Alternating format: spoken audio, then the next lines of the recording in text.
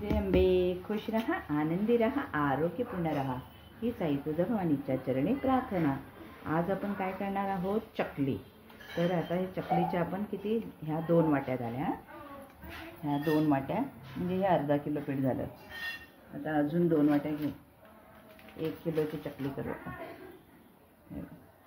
आता ह्या अशा 4 वाट्या घेतल्या है ना।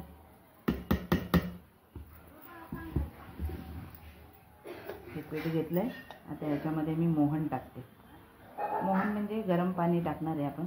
आता मीठ टाकू आणि मी काही मसाला बनवला नाही, तर ह्या वेळेला आम्ही रामबंधू चकली मसाला टाकणार आहे। तर मग हेच टाकू आपण या वेळेला, कारण काय मी बनवला नाही।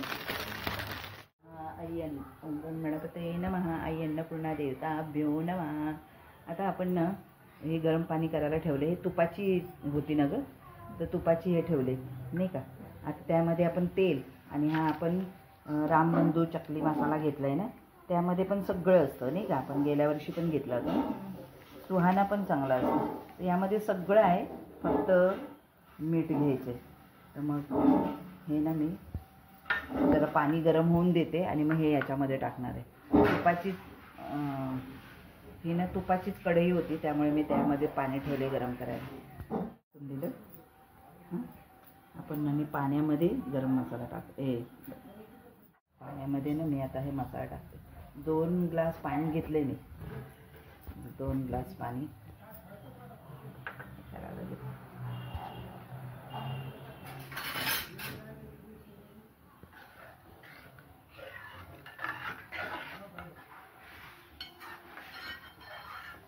गरम किसी करून पण टाकतात नाही का, किशी बनवतात आपण पापडाला बनवतो तशी, आणि नाही मग असं गरम गरम पाणी टाकलं तरी होतं। हे त्याची आपण मोहन देऊया, गरम गरम आहे ते तेल पिठामध्ये आपण हे करतो। तेल आहे ना हे सगळं आता चांगलं पिठाला लावून घेऊया सगळं तेल। पाणी झाले, छान उकळलंय पाणी। आता बंद करूया गॅस।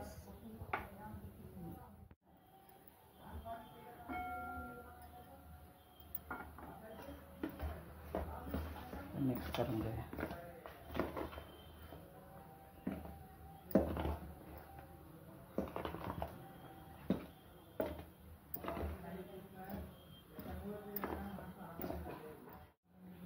एवढं पाणी बरोबर होतंय, 2 लागलंच तर थोडंसं घेऊ आपण ना कोमट पाणी।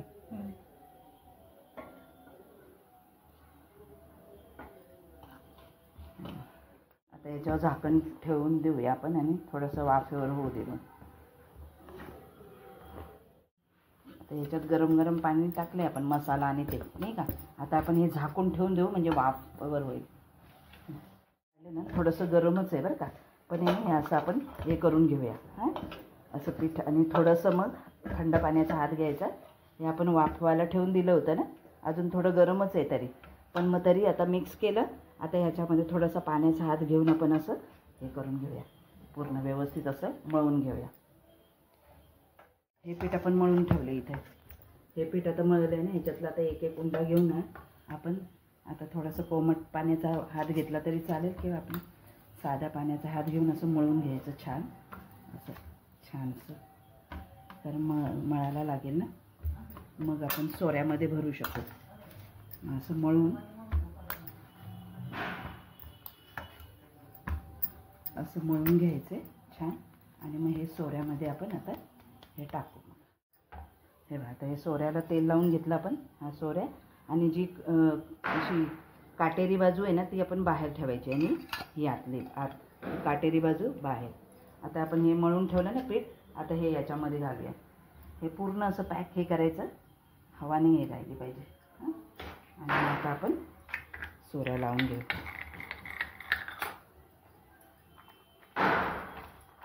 ओम गणपतये नमः। आता आपण करायला घेऊया हां। ओम गणपतये नमः। आई अन्नपूर्णा माता की जय, आई अन्नपूर्णा मातेभ्यो नमः। असे 3 घ्यायचे आणि ही मस्त अशी काटेरी आपली होऊन जाते।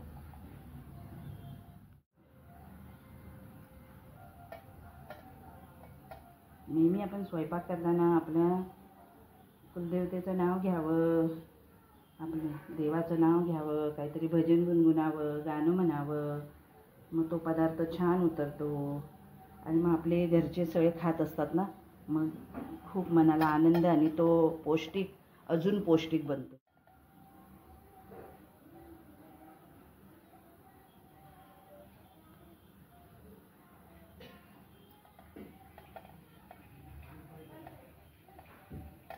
आहे की नाही मस्त. आता अशाच आपण सगळ्या चकल्या करून घेऊया, तळून घेऊया.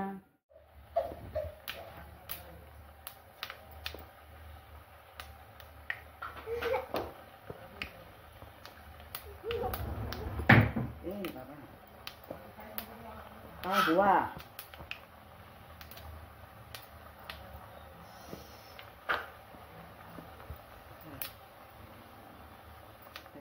केल्या आता ह्या काढून घेऊ.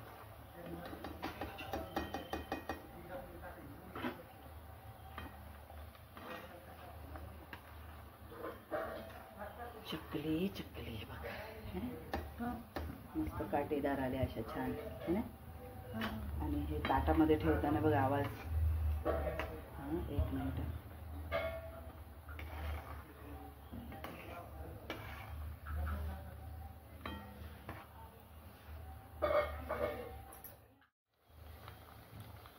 थोडंसं हे कमी झालं की मग काढून घेऊया. आपली चकली तयार, भाजणीची चकली है ना. मस्त आपण भाजणी पण अशी मस्त आणि छान झाल्या आहेत, मस्त काटे आलेले आहेत मस्त. असं वरून थोडं पेपरवर पण जरा ते टाकले होते आणि मग तशा तळायला. तर बघा, लाईक करा, शेअर करा, सबस्क्राईब करा. तुम्हाला आवडला असेल आमचा फराळ तर नक्की लाईक करा. जय अंबे. चकली आपली